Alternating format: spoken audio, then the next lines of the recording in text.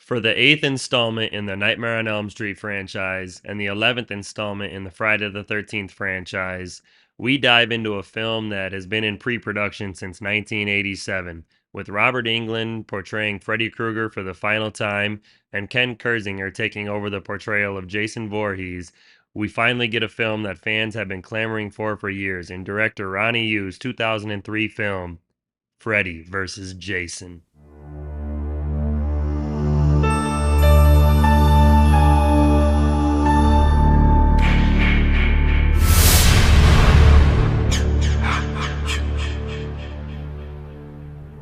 Let them fight. You're a wizard, Harry. You're gonna need a bigger boat. I'll be back. Death has come to your little township.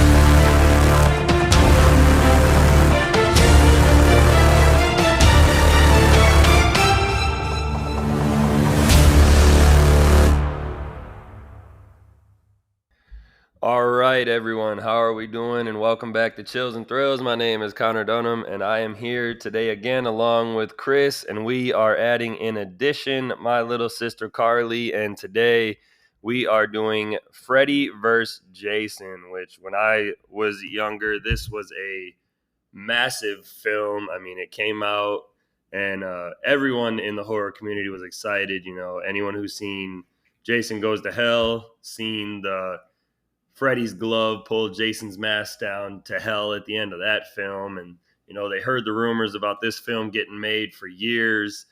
And if you're in the horror community, you have seen this film and you either like it or you don't. I think it's a fun and good time. I can definitely go back and rewatch it. Chris, how do you feel about this one? Yeah, I saw this one in theaters with like my whole family when I was 11 years old. It was like I was obsessed with these movies by then, and we can debate whether or not I was too young to see it at the time, but whatever. And yeah, I mean, I've got a lot of nostalgia for it, but it's a really really really entertaining movie. It's not particularly like very scary or very intense or whatever. It's definitely more in that like fun movie realm, like entertaining as opposed to super intense. But I mean, it's hard not to love this movie. They're just kind of having fun with the characters at this point. So I've always liked it. I am kind of jealous that you got to see it in theaters because I did not. Yeah, I I mean, had to wait.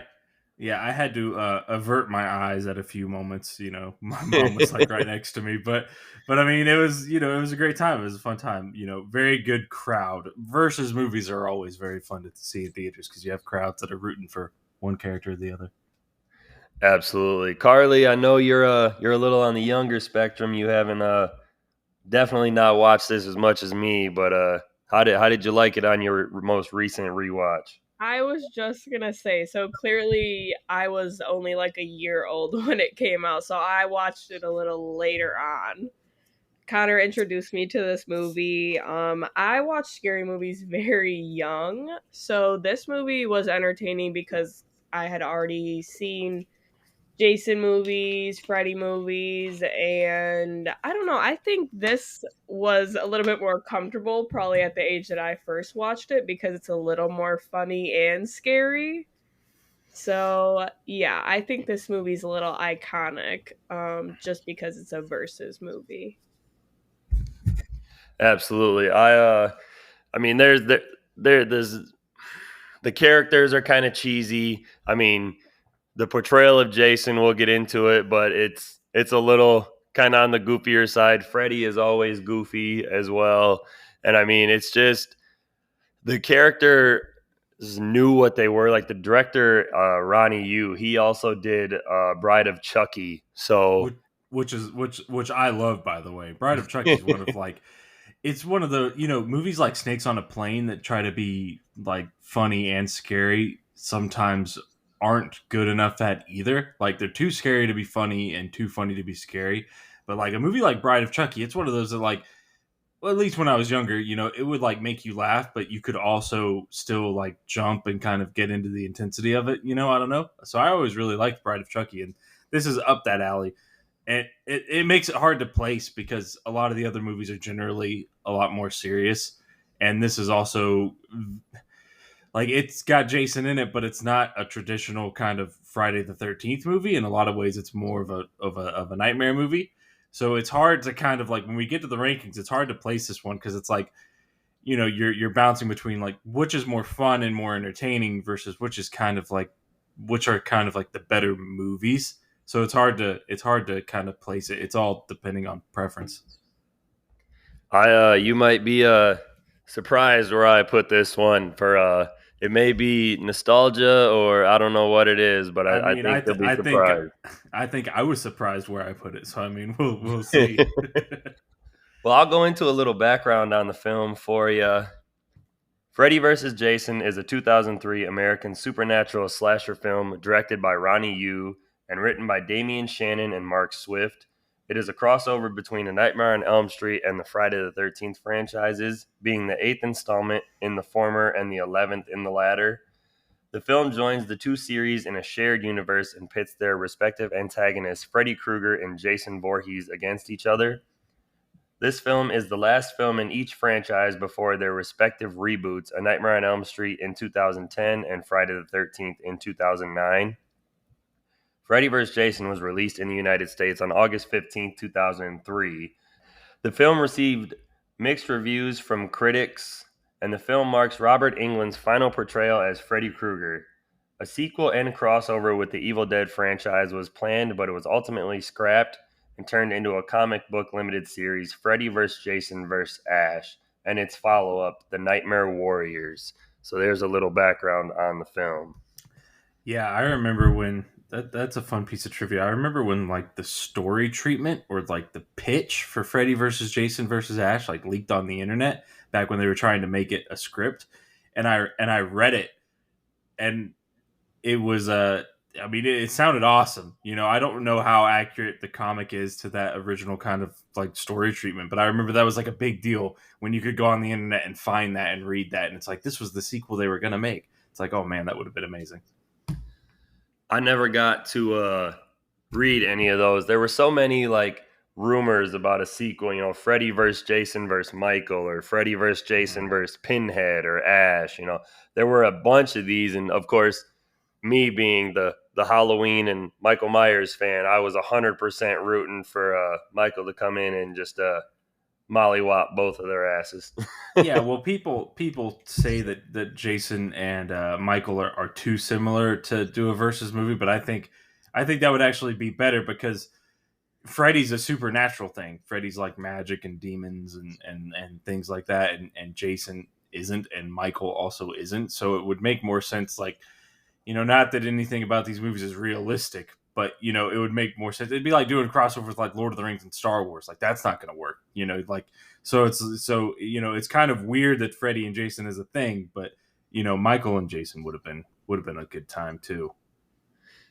Yeah, a lot of people say that, two silent killers wouldn't work, and it's just like, why not? I mean, they're if two the out of the predator, three. if the predator and the alien can fight, and they're both monsters, then why can't two silent killers fight? Karlee, any input on that? I know you're the big Halloween fan, just like me. I think I would also enjoy a Michael Myers versus Jason movie. Clearly, I would lean towards the Michael Myers side a lot more, but Y'all are a bunch of traitors. how can he not be your favorite? I don't know. I mean, I love Michael Myers. Believe me, like the original Halloween is the best movie either one of them was in for sure. But I mean, Jason's a cooler character for me. I don't know. I guess bouncing off of what you said about like the silent killers, I think it would be interesting. I think they're personally for me more scary than Freddy is. So it would make for a little bit more interesting of a movie and maybe not so comedy, but that's my input on that. Yeah, Freddy can get a little goofy, and the whole He's the goofy, solution. but he's still enjoyable, like, to Yeah, watch. yeah, and the solution in Freddy movies always kind of just ends up amounting to like, don't be afraid of him, and he can't do anything to you. It always feels like the climax is some version of that. So it's like, Yeah. that's a little. Sometimes that can be a little like not compelling. Like there's not, you can't pull that with Jason. Like you actually have to Right. defeat him. So Yeah. Well, let's write up a script. We'll send it out to Hollywood and see what we can do for a Jason versus Michael. oh, that'd be the easiest script ever. No dialogue.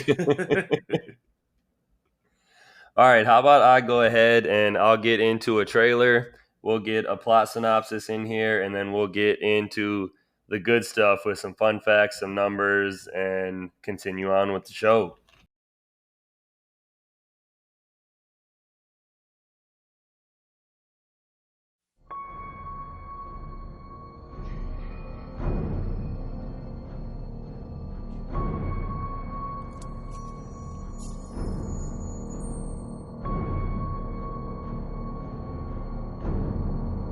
Warn your friends. Warn everyone.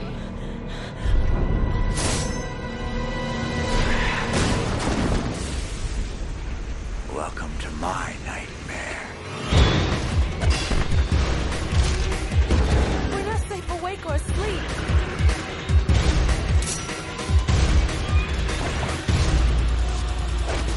Why won't you die?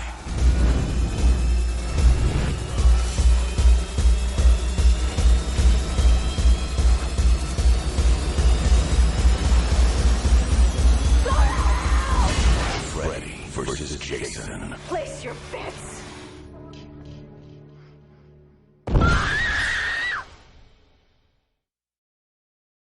Since his last defeat, Freddy Krueger has been in hell and unable to invade children's dreams, as the adults of Springwood have gone to extremes to make sure their children have forgotten him. All mention of him has been removed from public records, and any children who dream of him are forcibly institutionalized at Weston Hills Psychiatric Hospital to contain the spread. They are given the dream suppressant drug Hypnosil. Freddy resurrects Jason Voorhees and appears as Jason's mother, Pamela Voorhees, to manipulate him into thinking his mother wants him to go to Elm Street and kill. This will create fear in the townsfolk that Freddy has returned, which would allow him to regain his power. Laurie Campbell lives with her widowed father. During a sleepover with her friends Kia and Gibbs' emotionally abusive boyfriend Trey, and his friend Blake, Jason murders Trey, then kills Blake and his father. The police call it a murder-suicide, hoping to conceal Freddy's return from the town. Laurie's ex-boyfriend Will Rollins and his friend Mark Davis, who are involuntary psychiatric patients at Weston Hills because of their previous contact with Freddy, see a news report about the killing that prompts them to escape to warn Laurie about Freddy. Laurie and her friends attend a rave in a cornfield that night. Freddy tries to kill Gib in a nightmare, but Jason kills her first in the real world and goes on a murder rampage at the rave, angering Freddy, who realizes that Jason's killing spree will deny him victims. The friends escape the rave with school nerd Charlie and stoner Bill. Will and Laurie witness Mark getting killed by Freddy. Deputy Scott Stubbs helps the teens. Learning about Hypnosil, they try to steal it from Weston Hills to suppress their dreams. However, Freddy uses Bill to dispose of the medicine. Jason kills Stubbs. Freddy uses the possessed Bill to tranquilize Jason, causing him to fall asleep after slashing Bill in half. The teens devise a plan to pull Freddy from the dream world into reality and force him to fight Jason, bringing the unconscious Jason back home to Camp Crystal Lake in New Jersey. Freddy fights Jason in the dream world, where he discovers that Jason has a fear of drowning. He uses this to his advantage, causing Jason to revert to his younger self. Laurie goes to sleep to pull Freddy out and save Jason. Freddy tortures Laurie in her dream, revealing that he murdered her mother. Jason awakens at the real Camp Crystal Lake and pursues the teens, fatally injuring Charlie. Laurie wakes up and pulls Freddy into the physical world, where Jason confronts him. Freddy and Jason fight throughout the campgrounds, during which Jason kills Kia.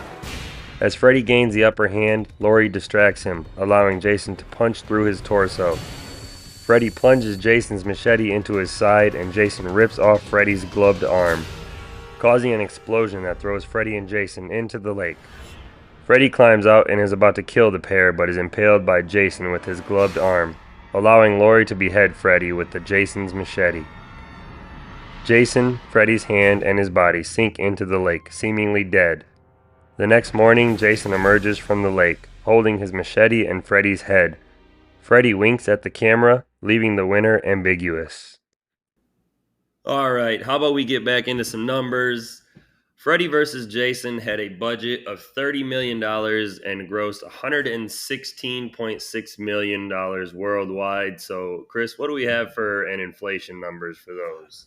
Yeah, so that would be roughly equivalent to about $51 million in 2024 for the budget, and just under $200 million for the worldwide gross. So basically quadrupling the investment in theaters. And this is back in the day where DVD was booming and VHS sales and all of that stuff as well. So for this to be still a pretty small budget movie, like they made bank on this. And plus, with these franchises, every time they drop a new movie, it it boosts the sales of all of the previous existing movies in the series. You know, they do the box sets and the collections and things like that. So you know, the trickle down effect of this one, you know, they made quite a bit off of it.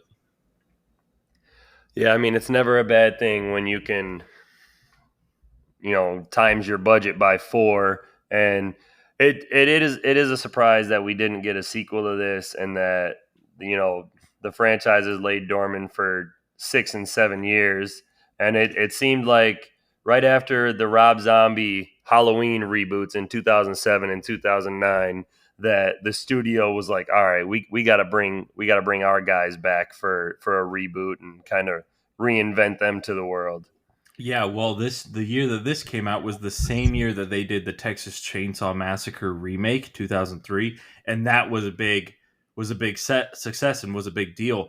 So I feel like that right as they were kind of reaching this big climactic point with Freddy and Jason, they, in other areas, the first big successful horror remake happened that was actually like huge and well received generally.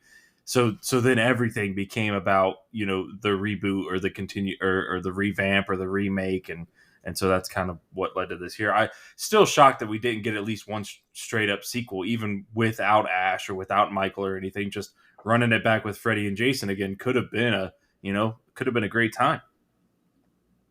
Yeah, there was only how many different scripts were made for this movie. I'm sure they could have put 2 or 3 of them together and came up with some kind of sequel. Yeah, I mean, this isn't high art we're making here, so. Freddy vs. Jason is rated a 5.7 out of 10 on IMDb, has a 42% rating on Rotten Tomatoes, a 2.7 out of 5 rating on Letterboxd, 37% rating on Metacritic, and here's where we get to some good numbers. Jason is on screen for 12 minutes and 2 seconds, or just about 12% of the film, and there are 21 total deaths in this film, including 20 murdered by Jason. So that's a good number right there. Yeah, that was one thing that was always surprising to me about this movie is Freddy. When you think about it, Freddy only gets one real kill in it.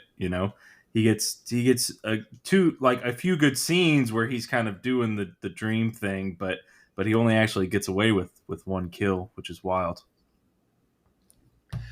And those 21 deaths average out to 1 death or kill every 4.9 minutes, so a little on the quicker side in this one. But I do wish that we could have gotten a little more from Freddy. I know we're doing the Friday the 13th films technically right now, so we're on Jason's side right now. But 20 kills by Jason in this and 1 by Freddy. I know Freddy has never been a big kill guy. I mean, in all 7 of his previous films, I think he's totaled like 40 some odd victims, and Jason, in 10 previous films, has 170 or whatever it is. It's an up there number. It's like 15, 16 a movie.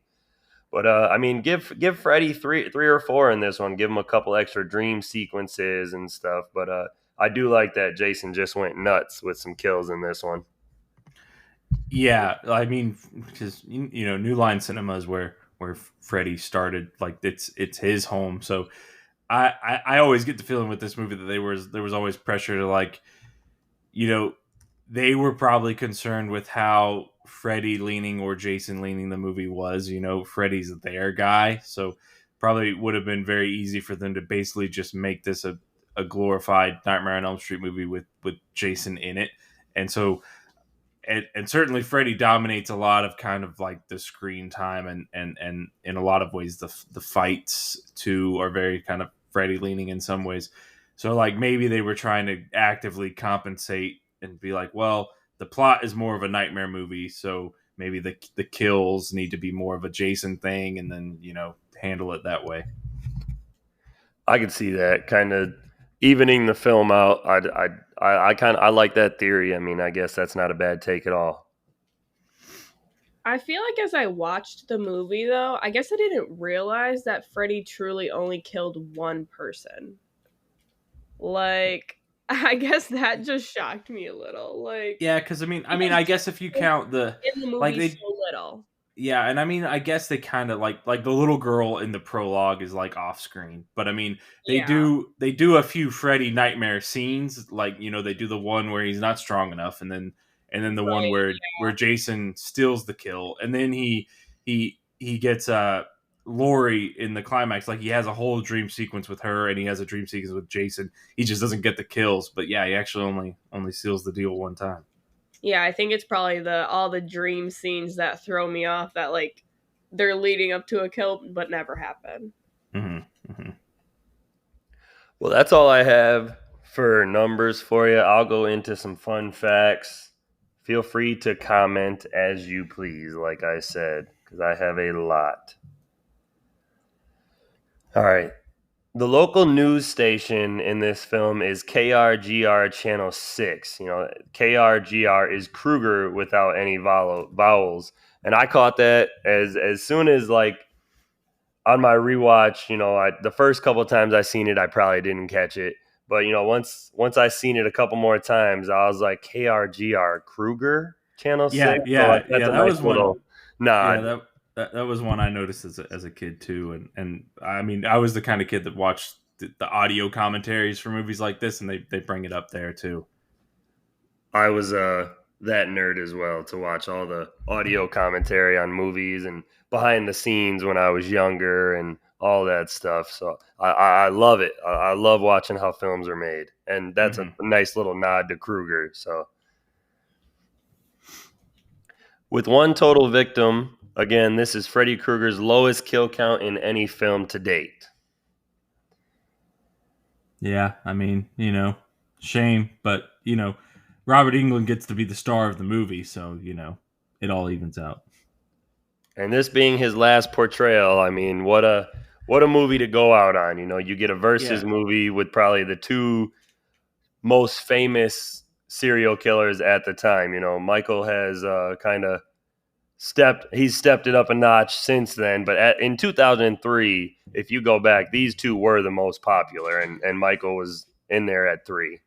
yeah, and this is Robert Englund's kind of big kind of swan song as the character. He's the only one that's ever played Freddy, so it's not quite the same as Harrison Ford coming back one last time as Indiana Jones, or something, or Hugh Jackman coming one last time for Wolverine. But for the horror genre, like it's almost on that level. So good for him. Jason kills over 14 people in the first 45 minutes of this movie. I thought that was interesting. He is just going nuts. And a lot of it is at that rave scene. He's just slicing and dicing. Yeah. The scenes where he gets to unleash on a crowd, like that's always a cool opportunity.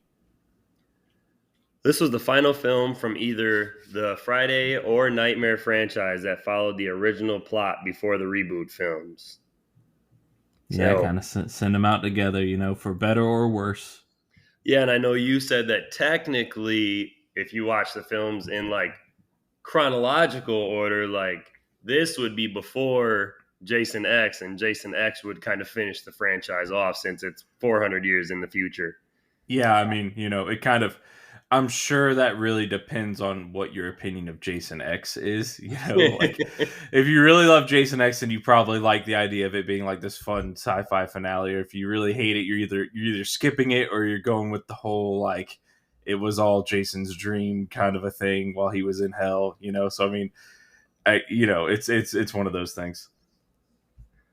So here's a fun one for us Jason fans over Freddy. Although the ending to the film is ambiguous, director Ronnie Yu insists that he felt it was clear that Jason was the victor. Yeah, I mean, I'm a little biased, but that's kind of the opinion I have as well. Fans were outraged that Kane Hodder did not reprise his role as Jason, as it was him who helped set up Freddy vs. Jason years ago. So that's something I wish could have happened as well. I know that they said they wanted a more imposing kind of guy, bigger guy. You know, Kane Hodder's not the tallest, but He's they literally wanted. like he's literally like 2 inches taller than Kane Hodder. Like it's not like it's some dramatic thing, you know. So Yeah, and if you look, you can see that on screen. You know, like they gave him like the boot lifts. He's got like the thick like heels and stuff to the boots and whatnot. But every Friday the 13th fan would have loved to see Kane Hodder as continue as Jason, especially in this film, and get to fight with Robert Englund. yeah, I have a lot of strong opinions on that because the director says it was the studio or the producers. You know, Ronnie Yu says I'm just a director. They wanted someone else, and then some of the producers will say, "Oh well, Ronnie really wanted someone else," and they blame Ronnie Yu. So I think everyone knows it wasn't a good idea. The producers blame Ronnie Yu. Ronnie Yu blames the producers or the studio, and then on Kane Hodder's side, he told a story once that because technically Robert Englund and whoever they got to play Jason are the stars of this movie, and I'm sure Robert Englund had like a deal, like maybe a percentage thing, maybe a slight royalties thing, something like that, like a pretty juicy kind of starring role kind of a deal. And from what I understand, Kane Hodder's agent just made an inquiry, when they gave a potential number for what he would be looking at for making on the movie, just like made an inquiry about that sort of stuff, like is there any royalties or any sort of thing like that. And then after that it was like radio silence.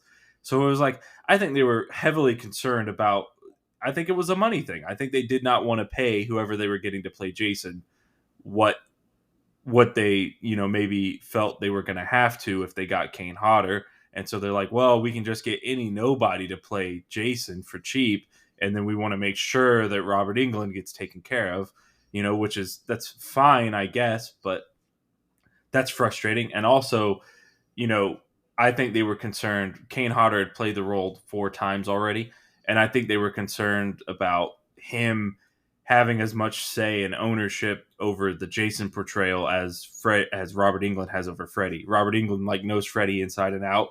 They kind of acquiesce to whatever he wants to do with the character or however he prefers it. So if you then also had a guy playing Jason being like, oh, well, we shouldn't do it that way, or I want to do it this way, or what about that? I think they were concerned about, potentially clashing egos and things like that, So I think there's all these reasons that they were just like, get whoever will just play Jason and then do whatever we want him to with no complaints or this, that, or the other. I think that's the real reason, but that's just me. Yeah, I mean, it's very possible. I know, Karlee, I know you probably don't know a lot about Kane Hodder. He played Jason in Friday the 13th, part 7, 8, Jason Goes to Hell, and then Jason X.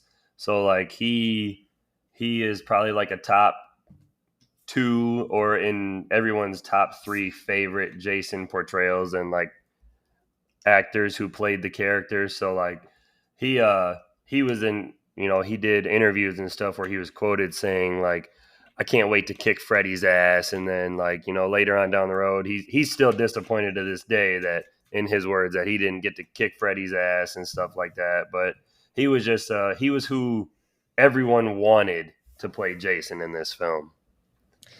Yeah, I feel like that's something I'm not super up on, is probably like who's playing Jason, because for me it's just been he's the huge guy behind the mask. Like, so I think Yeah.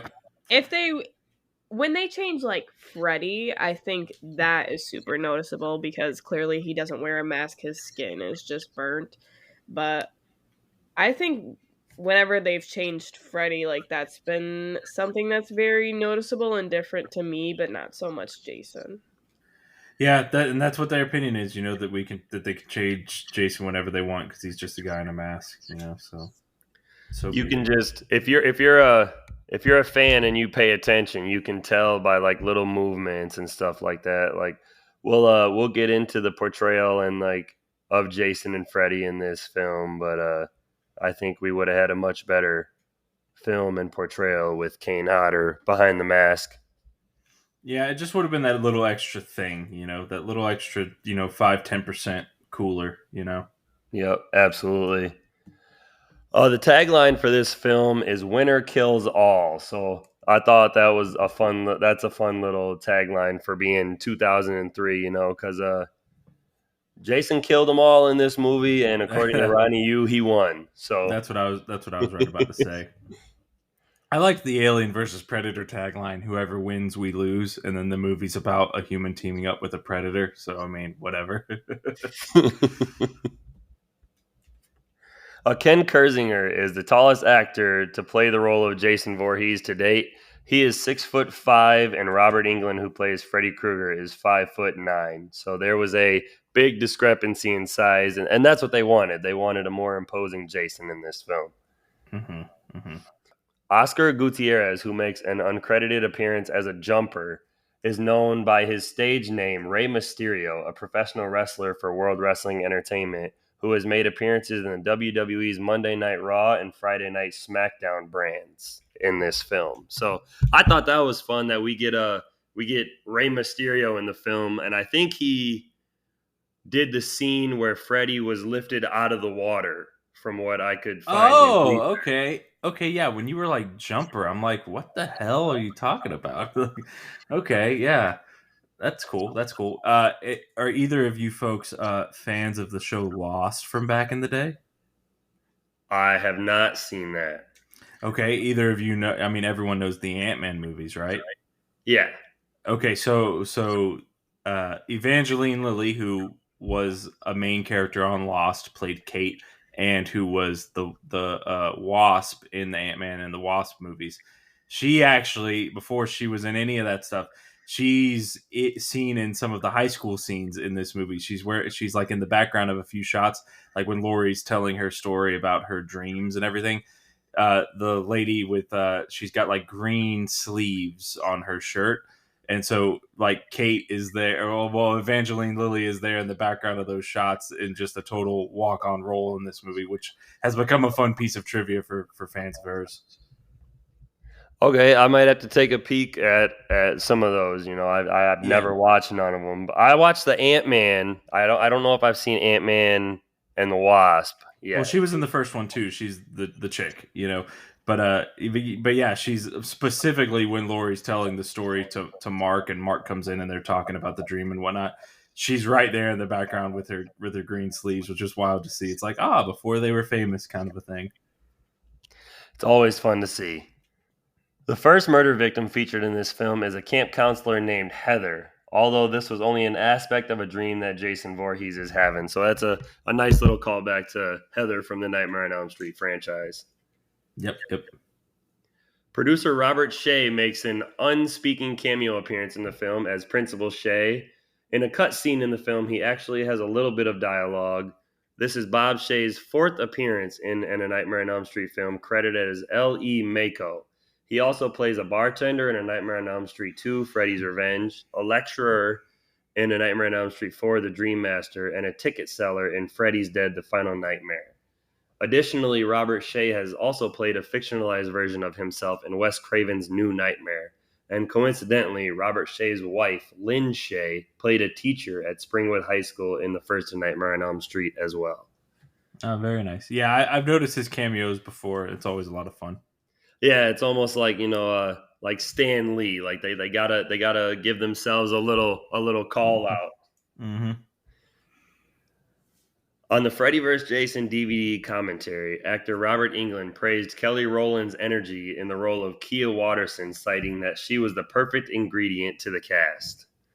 Freddy vs. Jason marks Robert Englund's final appearance as Freddy Krueger, as the series would be remade in 2010 with A Nightmare on Elm Street, with Jackie Earle Haley taking over the role. And a lot of people hate on his portrayal, and I think with a better script that he would have done a phenomenal job. Well, and I think also and I'm not trying to hate on the director, but it's one of those stories where the director, none of the directors wanted to do the Nightmare on Elm Street remake because it's kind of regarded as a little bit more of a classic than some of these older slasher films, and so pretty much everyone didn't want to touch it because that's Wes Craven you're talking about. And then the guy they got, he had never directed a movie, and they basically talked him into doing it because, oh, think about how big of a career opportunity it would be. And I don't think he's directed a movie since. So they got someone very inexperienced who wasn't very passionate to just kind of do it. And the worst thing about that movie is it does just kind of feel phoned in. I mean, Rooney Mara, who's become a huge star since she did The Girl with the Dragon Tattoo and all that stuff, she talked about how, the script wasn't anything great, but it was a lead role and she took it, and everything about it just feels like there's not a lot of like passion or enthusiasm or anything. It just feels like everyone's just kind of doing it. And a movie like Nightmare on Elm Street, it should have been a whole team of people who loved the original, giving it their all. And so it's like Jackie Earle Haley's role was, fine. Like it's a different take, but I think it could have worked. It just, he's not really given time to really shine and show off his stuff in that movie. So I don't know. That's tough. I got one more for you for the fun facts, and we will move on, and maybe I will let Karlee go first for our favorite character of the film. But you know how a lot of people believe and complain that Jason is afraid of water in Freddy vs. Jason? Writers Damian Shannon and Mark Swift have said it's not the water itself, but the trauma from his childhood drowning that Freddy was able to exploit in the dream world. So I thought that was kind of interesting how they explained that, because that was one thing about this film that pissed me off and irritated me every time I watched it is when they're in the dream world, Freddy lets all the water drop and Jason kind of just turns back to this little boy. And I'm like, this guy was just swimming in Jason Takes Manhattan, and he walked right into the water, and Jason lives. Yeah. And and he doesn't. Yeah, and he doesn't seem to have a problem with the water in this movie either. It's tough. Like I understand the complaints about it, but I mean, I always thought it was kind of clear. It's like, yeah, waking Jason doesn't have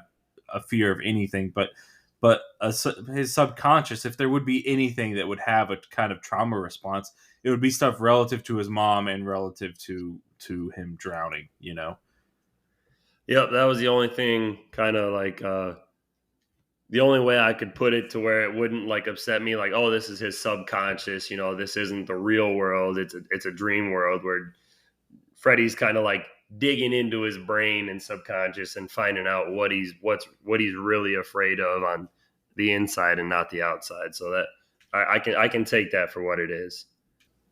All right, I do have one fun fact I want to throw in. Uh-oh. So do you guys know who Brittany Murphy is? I'm gonna hope. Yeah, she was in Sin City and 8 Mile and all that stuff. He was considered for the role of Laurie instead of Monica. Man. So look, I'm not trying to be superficial. Monica Keena maybe is a better looking lady than Brittany Murphy, but man, Brittany Murphy's such a better actress. I think she would have killed it.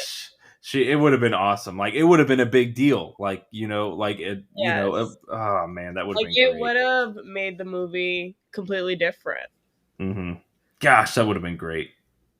That might have helped, because I am not a fan. I wasn't so big on Monica in the movie. Like, I just don't think she's a great actor, personally. She's not a great actress. She's easy on the eyes, and I'm not trying to be crass. She's gorgeous, but and you don't have to be Oscar caliber in a Freddy versus Jason movie, but there's definitely some moments where she doesn't have to carry much drama in this movie, but even the moments when she does, it's like, okay, that's fine. I mean, the movie overall can be like somewhat a little cringy, but like some of her scenes where she's like crying and acting scared, it's it's just not Like believable. the scene where she challenges her father in her house is after coming out of the rain. That's a solid one. The Yeah. one where she's kind of giving her little monologue in the school in front of all the other students. That Yes. one is that's a little rough. That's a little like laid on thick. So it's like she has her moments. Not trying to hate on her. This also isn't the most amazing script ever. So I mean they were working with what they could work with, and everyone just wants Freddy and Jason anyway. But she has her moments, but she also like there's some stuff that's hard to handle. For sure. I just think Brittany Man, definitely would have been I a will never. solid Yeah, choice for sure. I'll never be able to watch this movie the same now. just envision Brittany Murphy there instead of Monica. Yeah, yeah. Well, do you know? Apparently, for the director of the movie, it was before Saw got made. It was potentially going to be James Wan, who directed the original Saw movie and went on to direct Aquaman. And then it was also, I guess, offered at 1.2 Rob Zombie, and then he turned it down. So it's like there could have been those would have been James Wan's version of Freddy versus Jason and Rob Zombie's version of Freddy versus Jason would have been two wildly different movies than what I we think ended up Rob with. Zombie's version would have been a little bit too much for this movie. It would have been like I generally like Rob Zombie overall, and I like a couple of his earlier movies. I don't really keep up with him anymore, but he makes like trashy horror, Yes. like people call it like white trash horror movies, and it's like kind of true. And so it would have been a really wild Rob Zombie's Freddy versus Jason, but James Wan, like just because he's talented, I think it would have been really really cool to see. Yeah, definitely. I don't think I would have liked to see a Rob Zombie version of this just because I've seen his version of the Halloween films that he's done and You don't House of a want Super Thousand Beast on this. Corpses. You don't want Super Beast on the soundtrack or anything like that. No, no, I don't need Kelly Rowland walking around to Living Dead Girl or anything like that. Yeah, you don't want people dropping the F bomb every 13 seconds. Yeah, See, no. I love Rob Zombie's Halloweens, though. I feel like I Connor knows this. I hey love hey those, but I will not admit Freddy versus that I have a soft spot for them as well. Yeah. If we're talking about the director's cut of Halloween 2 with the much better ending, I actually I like it. I actually like it a lot more than a lot of people do. They're their own two things. I mean, we could talk about that, but I actually don't hate them as nearly as much as everyone else does. Well, knowing that Karlee would rather have a different actress in our lead role, she's probably not your favorite character. So, who is your favorite character in the film? I feel like I may or may not sound like I have a basic choice in this, but I thought Freddy was the most entertaining for me. He brings the comedy, and clearly he is in most of the movie. He only has one kill scene, which happens to be my favorite kill scene in the movie also. So I don't know. I think I just like him as a whole in the movie. Jason didn't give me what I wanted him to give. And I think Freddy did. I've always liked the Freddy movies and the whole dreams thing and getting in your head. So he was my favorite for sure. Carly's out here cheating. She's taking one of the killers. Yeah, well, I mean, I kind of listed like 3 candidates, and I put like Freddy question mark at the end. I'm like, I know we're not really supposed to, but like in terms of like performance and the most entertaining and things like that, it's like Freddy's the star of this movie, like Yeah. So I was, and Robert England's, you can tell Robert England's just having like a great time playing it. But if we have to keep it to the humans, the character of Mark is the one I actually liked. I thought that he kind of gave the best sort of kind of the not that there's much to be said about Connor didn't tell me that I can't choose a killer. That's not official. We just never was the did. most entertaining for sure. Like when they're in the psych ward and shit and he's got like his ass out, like come on, it's entertaining. Yeah, well, and I mean, like I said, like not everyone's the greatest actor in these movies, but I thought Mark the actor kind of probably gave one of the better performances, and he's kind of the only sane man in the room. He's like figuring it all out and doing all that stuff. He's got the more interesting material, and then Will is just kind of like the pretty boy main character who's there. And it's like you would think maybe in a better script they would have like found a way to maybe make the interesting stuff that Mark does, give that material to Will to make him a more like compelling, interesting kind of character. Because then it makes him look like the dumb guy. Mark's figuring it all out, and Will's like, "That's crazy," and it's like, come on, don't be an idiot. So I don't know. So I liked Mark a lot, and I liked Gibb a lot. Catherine Isabel gives a good performance, and she apparently also auditioned or was almost considered to play Laurie as well, and then they put her in the supporting role. Well, damn, you're just hating on my dumb guy here, and my basic pretty boy Will.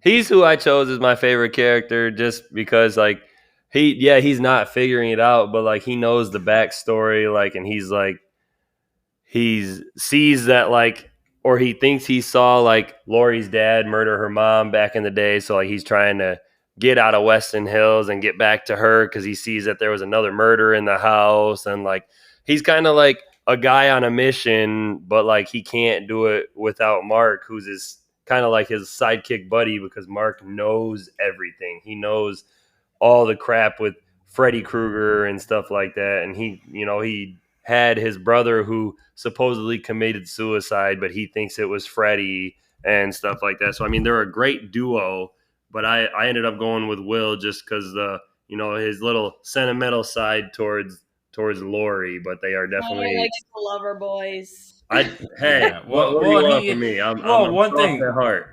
Well, one thing I always like, he gets framed for a murder basically, and so it's like, damn, it's like that's rough. So it's easy to sympathize with him.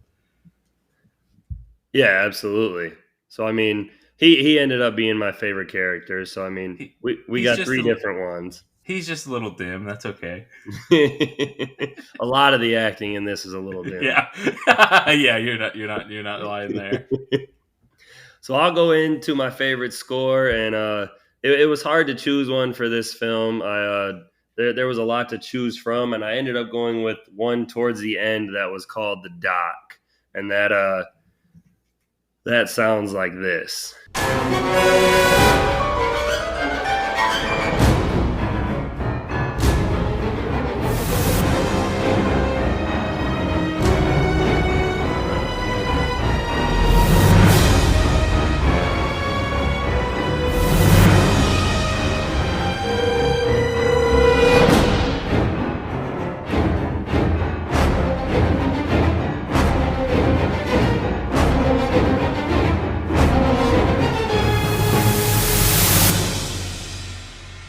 I like that one because it was kind of like the ending fight scene in battle between Freddy and Jason. They're on the dock, Jason's giving it to him with the machete, like kind of undercuts the back of his knee. Freddy cuts Jason's fingers off, and it's like a little all out brawl. And I thought it was a good soundtrack to it, upbeat, kind of like a funky kind of jam for a Freddy and Jason film. So that was the one I ended up going with.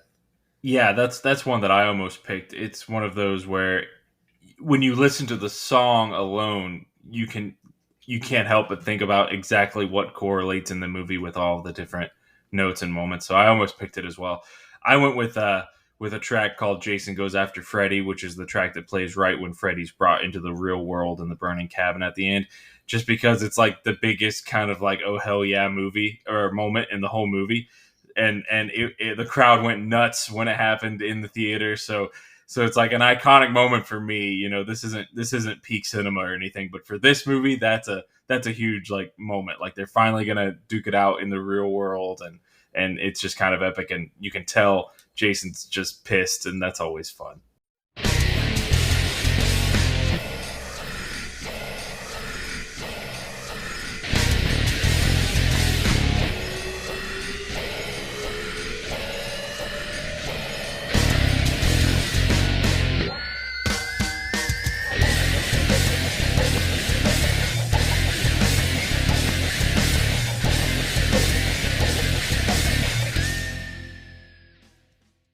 And that's that part where she pulls Freddy out. It's a hell of a guitar riff right there. That that is Yeah, and awesome. the look like Robert Englund's face in that scene, Freddy's face is just like priceless.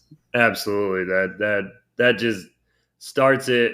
That starts the finish of our film, going from kind of your average horror film to balls to the wall. We get Freddy and Jason in peak performancing for the rest of the film. Definitely. All right. What did you have for a favorite quote, Chris? Oh my gosh, it's an embarrassment of riches in this movie. These horror comedies always have some great stuff. So I mean, I've got like a few that I could throw out. So I don't want to prematurely step on some of y'all's, but like, there's an exchange in the movie where they're talking about what just happened, and Linderman, he says, "Who cares about some fucking dream guy? Okay, that psycho in the hockey mask was real." And then Freeberg, the pothead, he goes, "Dude, that goalie was pissed about something." So, like, I love that line. And then there's this great line that Mark has early on where one of the like mental patients is trying to bug him, and he goes, "Kurt, how many times do I have to tell you, man? I don't do checkers. I'm an Uno guy, all right? So go grab the fucking Uno deck and we'll play, okay?" I'm like, I love that stuff. Like, that stuff's some of the best stuff in the movie for me. There's definitely some good like comedy lines in this film. You could say, there's And definitely some good stuff. and anytime Freddy says bitch is iconic. I even like when he like goes up to Jason and he's like, "Why won't you die?" And like Jason Yeah. like kind of like grabs his leg and like tosses him aside and stuff like that. There's a lot in this film that you could probably, so like you said, when Freddy says to Laurie, like, "Think you're so smart, huh, bitch?" My older brother and I would say that back to each other all the time. Oh, one of the ones I wanted to mention as well is it's a scene where Jason punches Freddy and he kind of lands on like the Propane tanks. yes, the propane tanks, and he gets up and he's like, "Man, the torpedoes," and he kind of just starts firing them off at Jason like that. That's Yeah. just good fun. I mean, Yeah, but that's an improvised line from Robert Englund too. I did not know that. Yeah, not in the script. My favorite line, I mean, it was like the one that gave me like the biggest laugh when I was younger. And I mean, it gave me a laugh this time. It is not politically correct nowadays whatsoever. So please, anyone, do not get offended. But it was from Kia, and she's talking shit to Freddy after he comments and looks at her and says, "How sweet, dark meat," and she comes back with, "So you're the one everyone's afraid of?" And Freddy just kind of puts his arms out like, "That's me." And she goes, "What kind of faggot runs around in a Christmas sweater?" And that just gave me the biggest laugh every time I watch this movie to this day. It still gives me a chuckle. And I know it's not politically correct nowadays, but back in 2003, that, you could almost say whatever you wanted on screen and people's feelings just wouldn't get hurt. Yeah, Nowadays people are a little softer. I can vouch that was one of the biggest laughs in a sold out theater on opening weekend. So anyone who's trying to say that stuff always bothered them, they're all just being sensitive. Yeah, I'm sorry. I like politically incorrect stuff like that. Well, even Freddie's line of "how sweet dark meat," they probably wouldn't let him use that line today. He probably wouldn't even be allowed to say it. And that's a great line too, because it's a callback to another Freddie line from an earlier movie where he says how sweet fresh meat. So it's like this stuff's funny. Like people take themselves too seriously. absolutely. You're watching a movie. I'm here to have fun, see some kills, and Freddy's going to give you some one-liners. So I mean, Kia she returned it right back at him, and I loved it. Exactly. All right, Karlee. What do you got for a favorite scene in this one? Not your favorite kill scene, your just favorite scene in general. I think my favorite scene would have to be when they're at that like rave party and the two drunk kids are next to each other. I want to say he's a heavier set guy and he's in like I want to say he's in a jersey. I'm trying to like picture it. He's discount Jack Black. Okay. But he throws the liquor on him, whatever it is, and lights him on fire. And basically, Jason is walking through this field, lighting everything on fire, and then he just comes in and fucks everybody up at this rave party. I think that's probably the best scene in the movie for me. Because the drunk kid is like, well, what the hell do I do now? And the first thing that comes to his mind is, well, I'm going to throw this liquor on him, and gives him the torch. And it's great even before that, too, because they're like, look at you, Jethro. Like, this is invite only. Hey, and Jethro. You weren't Yes. invite. He's trying to, like, stand up to him, and everybody in the theater or watching at home or you know what's coming, and Jason just grabs him and snaps his neck just real quick all the way around. And he goes, son of a bitch. Yeah. That's a scene I almost picked as my favorite as well, because it's kind of like that whole sequence is kind of Jason's it's probably Jason's like highlight sequence in the movie on his own, where he's just slashing people and impaling people and stabbing people and just going to town. And so I that one was almost my favorite scene. I think the whole party scene was entertaining because we knew something was gonna come out of that, but just the kids being so drunk and then lighting him on fire and the commentary and all that makes it so much better. Yeah, it's always fun when they can have some idiot characters that you're almost rooting for Jason to kill. Like they start, well, hey Jethro, and all that stuff. It's like, all right, when's Jason gonna wreck him? So, Chris, what was your favorite scene then of the film? If not that one, then I have to go with it's got to be Freddy and Jason in the burning cabin, or maybe it might be cheating to just say the whole final fight. The scene on the dock is epic as well, but Freddy and Jason in the burning cabin. Freddy had been taking it to Jason in the dream world, so it's like payback time when they get to the cabin in the burning cabin. So Jason's just like pushing him through windows and blasting him through the window frames, and then he throws him across the camp. Like that's just good stuff.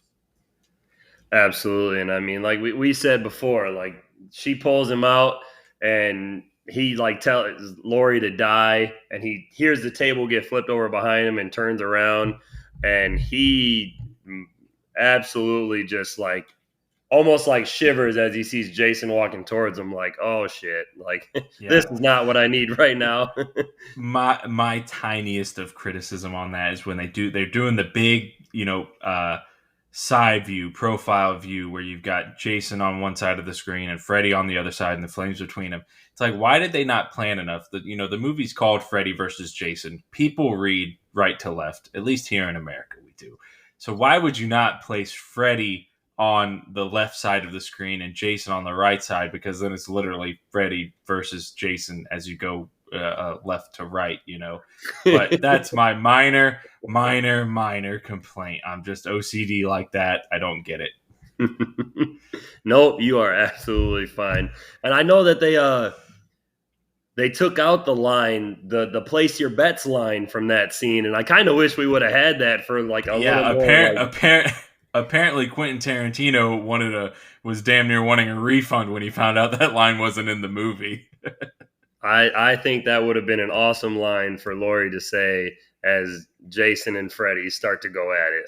I think that would have been fantastic. It's a little bit of a trailer line, though. It's hard to kind of justify when just her and Will are standing there and like all of their friends are murdered that she would say that. It's kind of hard to justify it. But I mean, it is what it is. I probably should have threw this in when we did fun facts, but bouncing off of like, since you chose a scene where it's like the burning cabin, the scenes with fire were actually so hot that Freddy's makeup was melting to his face, like his screen makeup. So I can't imagine like doing scenes like that and your face is actually so hot and burning. Yeah, they described how they had to special effects makeup is literally like melting onto your skin. Yeah, they talked about how they kind of like had to peel it off in like a really difficult process afterward. And I think about, like both of them, because they're both caked up in makeup and thick clothes, and certainly in fire scenes like that, like you've got the layers on, but like how hot must Ken Kersinger playing Jason have been? Because he's in like 12 layers of like sweaters and jackets, and he's a big guy, and he's got like the head to toe outfit and the gloves and everything, and like I can't imagine how just unbearable, and a mask that's like obstructing your breath and vision and all that stuff. And like I can't imagine how that must have felt. Yeah, no thanks. I complain while I'm at work when it's 100 degrees inside, and I'm wearing short sleeves and pants. Yeah. I'll give you my favorite scene, and it was the Freddy vs. Jason ending battle. And I will pick a particular part, and that's with them on the dock when they're just hammering at each other. Jason's giving Freddy the business with the machete, and Freddy cuts his fingers off and kind of snags the machete from him and starts giving it right back to him. He's hitting him with the machete, slicing him with his claw, and ends up getting Jason to the ground and just like claws him with two of his claw fingers through Jason's eyes, and then hammers him in the chest. And when the dock blows up and Freddy and Jason go flying on fire into the water, and Laurie and Will come back, they climb onto the dock, and we see somebody walking back with a machete. So as fans and everyone, when you first see this film, you're thinking, oh shit, Jason. And then they slowly raise the camera, and it's Freddy holding the machete over his head. Jason has ripped his arm off, his claw arm, and comes back and just punctures it right through him, just right through his chest. And I from those parts of the film, that final fight is just phenomenal to me. Jason he gets him with his own weapon, and I love that. Yeah, I still remember when I saw this in theaters and they're showing the feet walking into frame with the machete. My mom literally said something. She goes, "Oh, Jason's gonna let him live because they helped him." And then it pans up and shows Freddy, and everyone's like, "Oh shit," So, I gotta say, this movie's been out for over 20 years, and for the longest time, I suppose I always could have turned subtitles on, and it would have showed me what he was saying. But whenever Freddy got Jason's machete and he was like slashing up his back, I could never make out what the heck Freddy was saying to Jason. I don't know why, if it was like my kid brain or it just never clicked. I was like, what the heck is he mumbling to Jason as he's slashing up his back? And he's saying, like, it finally clicked for me on the last one. He's saying something to the effect of like, you can dish it out but can't take it, because as he's hitting him with his own machete. And for 20 years, every time I watched this movie, I was like, what the hell is he saying to him? I don't know. So it's just one of those things. I was like, oh, it finally clicked for me. They were dishing out, and they were both taken. I mean, they absolutely beat the hell out of each other in this film, and that's exactly what us as fans wanted. So yeah, definitely. All right, who wants to go first for their favorite kill? We might have, one of us might have the same with one another. So who do we got? Oh, well, I've got like 3, so I'll let you guys go. All right, I'll go first. I'll make it easy. I ended up choosing Trey just because he was, he's the asshole that everyone wants to die in the beginning. He's absolutely a dick to Gib. And when he's telling her, like, after they've had sex, like, I don't like to be touched after. And before they go upstairs, he's like, whoa, babe, what'd I tell you about kissing me after you smoked? And she's like, oh, I'm going to go shower. And again, he's like, good, your hair smells like menthols. And he's just like a top-notch dick in this film. He's got some good lines that'll make you laugh a little bit, but he's a dick. And once he goes to grab his beer and turn over and you see Jason there, I'm sure that fans in theaters got like a cheering reaction out of the fans. And once he folds that bed up to finally finish off the kill, it's just like a eerie and like, oh, that would be horrible. And you see the aftermath, and it's easily my favorite kill of the film because he deserved it. Yeah, it's kind of like the mission statement kill, to let you know what kind of movie you're in store for. As a kid, I was always infatuated with kills where you saw people's guts, I guess. And so when you see the machete stabbing through the mattress and like the guts are coming through, I was just like, oh my gosh, that's so gnarly. And then he folds them. Like that's an excellent one. That was one of the ones that could have easily been my favorite. I can go. Okay, sure. You go, and then I'll mention one if you don't mention it. Okay, so one of mine was Kia, because she's arguing with Freddy, going back and forth, trying to distract him, and everybody thinks he's gonna be the one to kill her. And then she turns around and bam, there's Jason. And he just whacks her right into the tree. And it's just like, I wasn't expecting that. I don't think anybody was. Yeah, yeah. I think that was pretty brutal. Yeah, that's exactly the word, because it's almost like he hits her with the dull side of the machete almost, and it just Yeah. sends her flying, and the Sends her impact, into the yeah, tree, yeah. and the impact shot of her hitting the tree like a ragdoll was just like, it's vicious. So yeah, so the three that I wanted to mention, like the tray being folded in half, and then Kia sent flying, were the two of the three that I wanted to mention, and then I also liked the double impalement at the rave with Gib and the guy who's trying to take advantage of her as she's sleeping. Just because the double impalement is a thing that Jason's done a couple of times in these movies, or there's been seen a time or two. So I liked the throwback of another double impalement, and the way that death comes is it's during the Gib dream scene, and it just seems like her heart explodes or something, and then you find out it's because Jason stabbed her while she was sleeping. So that was a good moment for me too. I gotta give some credit to Freddy's one kill. I thought that was a good scene. Initially, like seeing his brother in the bathtub, and then all of a sudden his feet are getting like stuck to the floor. Oof. Yeah. Whatever's coming out the floor, which is super disgusting, but it's entertaining. It's a horror movie. Um, and then he gets thrown into the wall, catches on fire, and his face is completely slashed. So I think that was a good scene for being Freddy's one kill in the movie. I like that he burned the words Freddy's back into his back. I Yeah. was just you beat me to it. I thought that was the funniest thing as a kid. The thing that drove me nuts though is that they see the reflection of it in the mirror, and it's like, it shouldn't be properly showing in the mirror if it's reflected. Yeah. That would have to mean that he burned it into his back in the opposite, flipped. It's like, okay, fine, whatever, I'll take it. It's a movie, but yeah, it drove me nuts every time I watched the movie. I'm like, I love that Freddy's back is burned into his back, but then they're seeing the reflection in the mirror. All right, Chris. Well, with them all out of the way, why don't we go into the portrayal of Freddy and Jason? Do you want to lead for either or?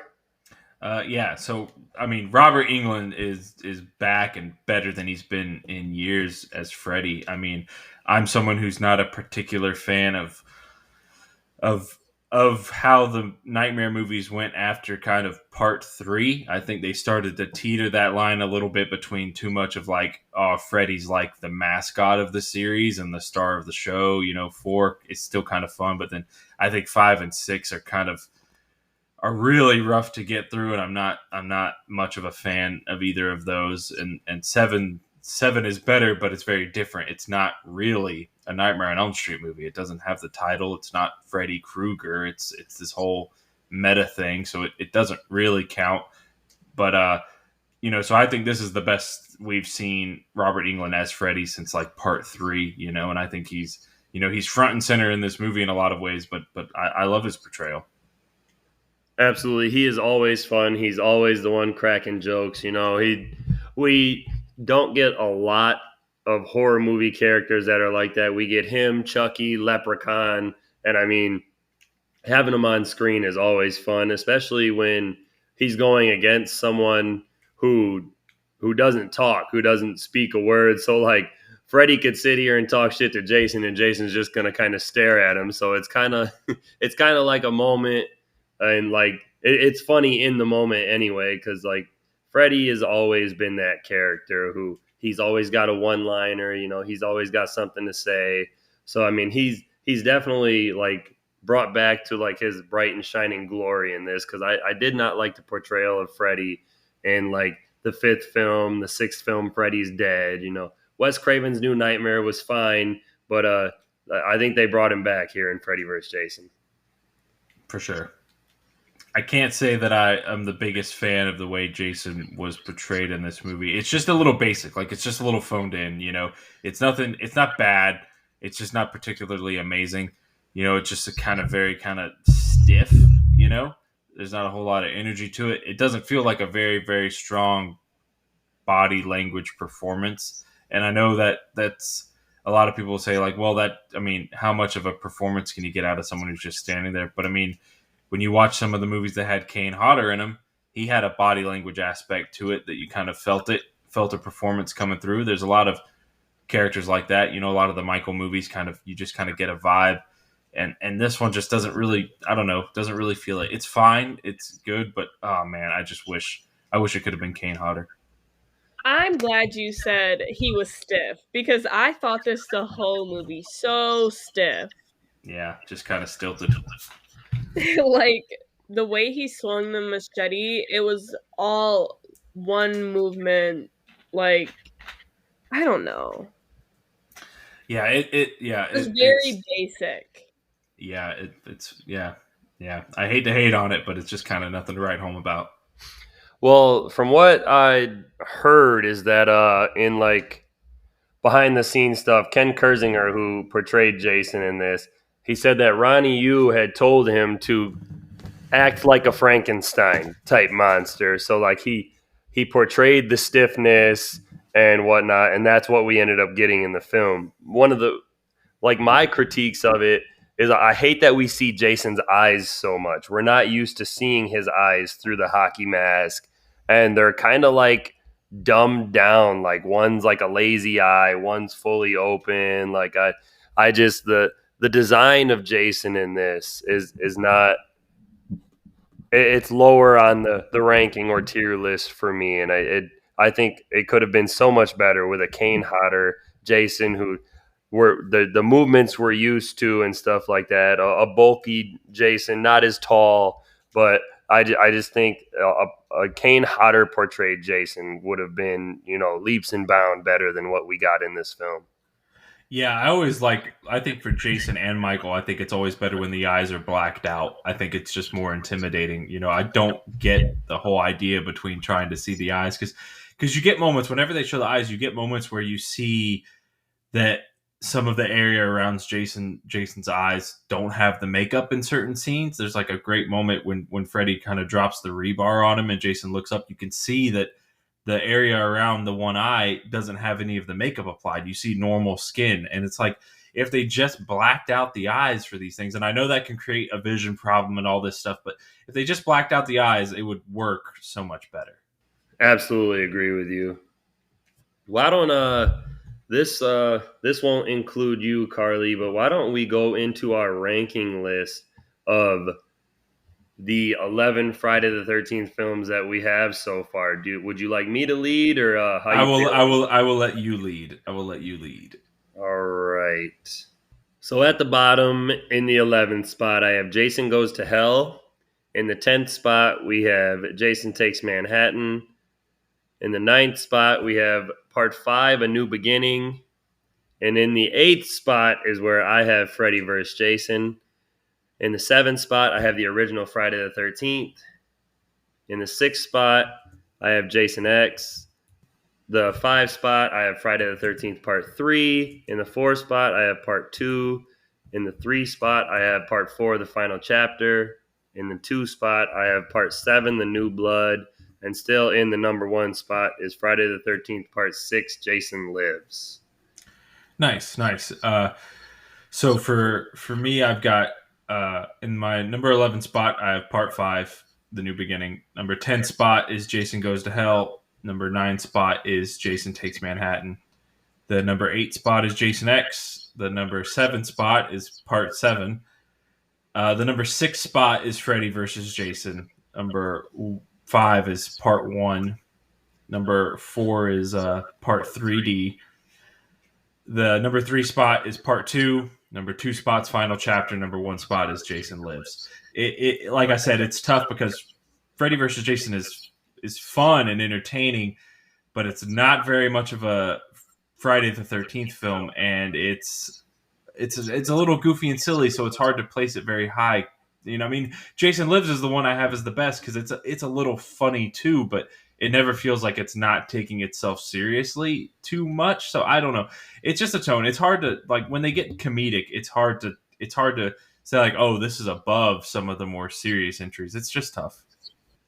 It is, and that was one of the reasons I ranked it a little lower. Is it's tonally, it's more of a Nightmare on Elm Street film. So if we were ranking the Nightmare on Elm Street films, this would probably be a little higher up for the tone Oh, that it it'd has. be way higher for me. And I always have an issue with the ones that feel a little off brand, oh, Jason body hopping, Jason, in the city, Jason in space, this is Jason in a Freddy movie, so it's like when they feel off brand, it's hard to place them high on a ranking of the Friday the 13th movies.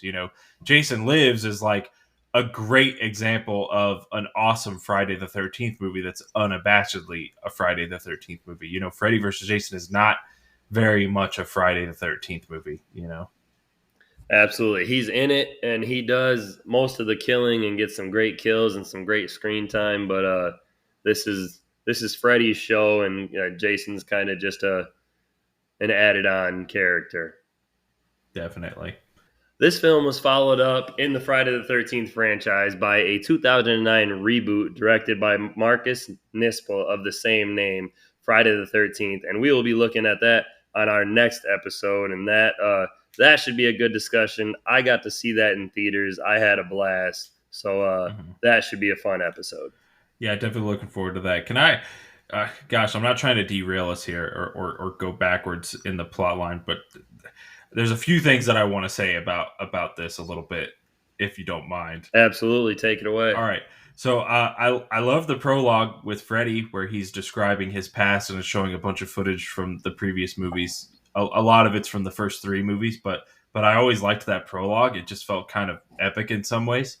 I love in the nightmare scene with Laurie when he gets his kind of like demon makeup, when he gets like super enraged at her. He's got this like devil version of his look, and I always thought that was a very, very cool design for Freddy as well. I didn't bring it up back when we were talking about him. And then like, I know we're not doing the Nightmare on Elm Street movies here, but I have to bring it up just in case. Like, I never got how in Freddy's Dead the town has like no living children left, and then in Freddy versus Jason it's just like a normal town. I have to be the guy to bring it up. I have to. So for me, I'm like, I never liked Freddy's Dead. So for me, I'm like, this just makes it that much easier to ignore and skip over Freddy's Dead. So I just had to get those things out of the way because I'm not really talking about the Nightmare on Elm Street movies. Nope, not a problem. And I was going to go into final thoughts before we got out of here anyway. So Perfect. my final thoughts on the film were that, I mean, it's fun. If you're a horror fan, you've probably seen this film. I mean, if you're a Jason or Freddy fan, you've definitely seen it. The characters are about your average horror movie characters. You got some hot chicks, some dumb guys. You got your pothead and stuff like that. It's a fun time. But you come here to see Freddy and Jason battle and duke it out, and you get that in this film for quite a bit of on-screen time. So I mean, I like this film a lot. It's a little lower in my Friday the 13th rankings, but it's still a blast and a good time. So I mean, throw it on and waste 90 minutes of your life with these two duking it out. Yeah, it's a good time. It's kind of right in the middle for me. So it's a lot of fun. It's very early 2000s horror. I showed it to my younger brother a few years ago without him having ever really seen either franchise. I'm just like, well, Freddy versus Jason is a good time. Like, you'll have some fun with it. And he had played like some of the video games that had Jason in them. Like, I don't know if it was the Friday the 13th game or one of those games that just had Jason. Like, he was into that. He's the gamer. So I mean, he was interested in seeing the movie for that alone. So it is a fun time. It's a crowd pleaser sort of a movie. It's not a sit on the couch and get very scared kind of a movie. It's just a have fun watching the kills kind of a movie. Um, I think this is a good movie. I don't think it would be like the first movie I grab off of the shelf. I definitely think it's watch worthy. It's exciting. It's a versus movie like we've talked about. So I mean, I think that's something that will make people just want to watch it anyways. Um, Definitely a horror comedy movie. not something that's gonna jump you out your seat. Absolutely. And I mean, like I said, next week we only got 2 more episodes of the Friday the 13th franchise. Next week we do the Friday the 13th 2009 reboot, and then we have a surprise kind of episode at the end of the franchise that Chris and I are going to throw together for anyone listening. So, Chris, as always, I'll say thank you for joining me, and Karlee, thanks for kind of getting your feet wet with us on this one. I know this isn't the best movie to join you in on, but it's a fun one to watch. So thank you guys for joining me here. Yeah, absolutely. It's always fun. 'Twas fun. We shall do it again. Hopefully with a whole franchise. Yeah. All right. Well, again, thanks everyone for joining me. Thanks to anyone who's out there listening. Friday the 13th, the 2009 reboot is next week. And until next time. Who cares about some fucking dream guy, okay? Psycho on the hockey mask was real. The goalie was pissed about something.